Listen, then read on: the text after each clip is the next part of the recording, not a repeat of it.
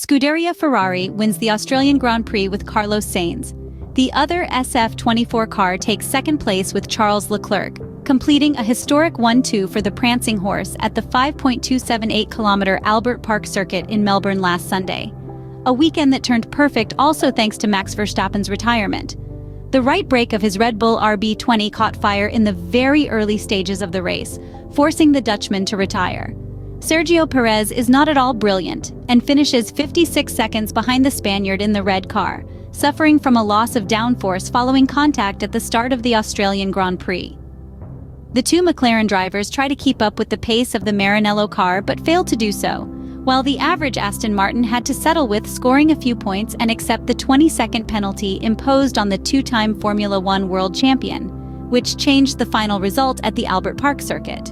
To conclude the introduction regarding the top teams, we have to talk about Mercedes, a real downfall in the start of the 2024 Formula One Championship. The W15 car refuses to work as expected and leaves Lewis Hamilton on foot due to a problem with the power unit. To top it off, as is ironically said in these cases, George Russell crashes violently into the barriers, losing the car in Fernando Alonso's wake and accusing the former Ferrari driver of dangerous behavior. For the start of the race, almost everyone opted for the yellow-banded Pirelli, except for Lewis Hamilton and Fernando Alonso, who chose soft and hard respectively. The Englishman started with the softer tires because, being eliminated in Q2, he still had a set of softs available. Fernando Alonso, on the other hand, decided to start with the hardest compound available to extend the stint and try an overcut on cars that, by fitting the medium, would stop earlier. Thanks to the data provided by Pirelli, we could observe the graphical summary with the available tire trains at the start. Essentially, everyone had two sets of hards and at least one set of new mediums, so the strategy was fairly well defined from the beginning, starting with the yellow-banded compound and then two stints on the white-banded one. During the initial laps of the Australian Grand Prix, many drivers tried to manage the first kilometers of the tire life so as not to immediately put it under pressure. Several drivers then received instructions on the use of the compound, as the fear of graining was clearly real. We are talking about a phenomenon formed by two factors: the track's characteristic of being clean and, above all, the common tendency to understeer. Ferrari did a great job on this front, especially considering that Saturday, for various reasons, the solidity of the front end was not optimal.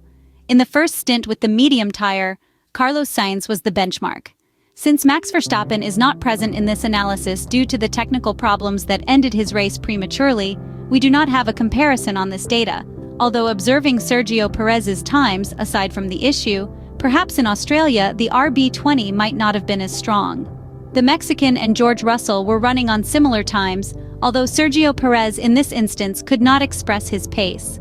As for the Monegasque driver of Ferrari, we can say that Charles Leclerc, in fact, excluded himself from the fight for victory during this stint, finding himself having to manage the tires and at the same time finding a way to overtake a still very competitive Lando Norris. The Ferrari driver was indeed running on the same times as the two McLarens and remained trapped without being able to express the full extent of his potential. Charles Leclerc remained tightly behind the McLaren cars, especially in order to avoid putting strain on the tire, risking to exit the optimal window and compromising the setup. For this reason, on the 10th lap, the pit wall asked him over the team radio, through the "do opposite to Lando Norris" command, to cover the position against the British driver. The McLaren driver continued his pace, and Charles Leclerc returned to the pits to switch to the hard compound and attempt an undercut, considering the minimal gap to his opponent. At the same time, Oscar Piastri also stopped to switch to the harder compound in the Pirelli range. Both drivers emerged behind Pierre Gasly, needing to quickly pass the Frenchman to make the undercut strategy effective. In the initial laps on the hard tires, Ferrari's pit wall provided many instructions on where to save the tires. Specifically, drivers needed to be careful at turns 7, 10, and 12, where the most stress is imposed during a single lap. Although the Pirelli C3 was the hardest compound, its working range remains relatively low and difficult to interpret. To clarify, we can recall how this compound caused several issues for the SF-24 cars in the opening race at the Bahrain International Circuit, making it very challenging to hit the optimal usage window. On the other hand, Lando Norris and Carlos Sainz pursued the opposite strategy. extending the stint to have an advantage in terms of tire life in the later part of the race. The McLaren driver pitted on lap 15 to switch to the hard compound, but he lost position on track to Charles Leclerc and his teammate. Carlos had a comfortable gap and managed to maintain his position without much trouble. There was a significant 7-lap difference between the two Ferrari drivers on the white-banded tire. The Maranello team managed the C3 very good, although the fact that the direct comparison with Max Verstappen's Red Bull was missing, preventing us from quantifying the progress made in terms of tire management. Charles Leclerc mentioned struggling to hit the window with this tire, as he remained half a second slower on average than his Maranello teammate.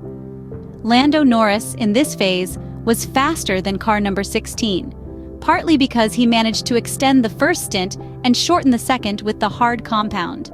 On lap 34 of the Australian Grand Prix, Charles Leclerc informed the team that his front left tire was completely worn out and that a pit stop was imminent.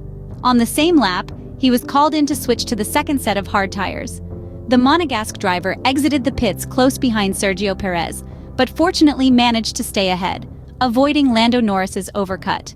Carlos Sainz again tried to extend his lead as much as possible, transferring the advantage to the final stint, which would become the shortest of the race. Around lap 40, both McLaren cars also switched to their second set of hard tires. From that precise moment onwards, Ferrari's race engineers, Riccardo Adami and Xavi Marcos, constantly kept their drivers informed about the lap times of Lando Norris and Oscar Piastri, with the clear goal of managing the consolidated lead and securing the first 1-2 finish in more than 2 years, as the last similar result was achieved by the Italian side in the start of the 2022 Formula One Championship at the Bahrain International Circuit. To macroscopically analyze what was observed, we also look at the specific lap times of all the drivers. Each time is compared to a constant reference point throughout the race. The various stints can be clearly recognized and dissected. In the first stint, it is very clear when Carlos Sainz managed to build a safety margin over his opponents, while Charles Leclerc remained stuck behind Lando Norris, prompting the Maranello team to anticipate the undercut. The second stint was dominated by Carlos Sainz, who continued to extend his lead, while Charles Leclerc failed to match his teammate's pace. Only in the final part were the two on the same lap time, but the gap remained constant, and the Monegasque failed to close the gap further. With the second set of hard tires, Charles Leclerc admitted to feeling more comfortable. However, over the entire race, both drivers showed the same overall average, indicating that car number 16 could have performed better without the difficulties encountered by having to find a way to overtake Lando Norris. Finally, let's examine the data that allows us to observe the performance levels in the Austrian Grand Prix. Ferrari had the faster car, with McLaren not too far behind, as the average gap was about a tenth per lap.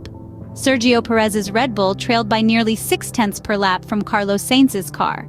Aston Martin and Mercedes, on the other hand, once again struggled during this third round of the 2024 Formula One Championship, trailing by almost 1 second per lap on average, and it seems will have a hard time in challenging Red Bull, Ferrari, and McLaren this year.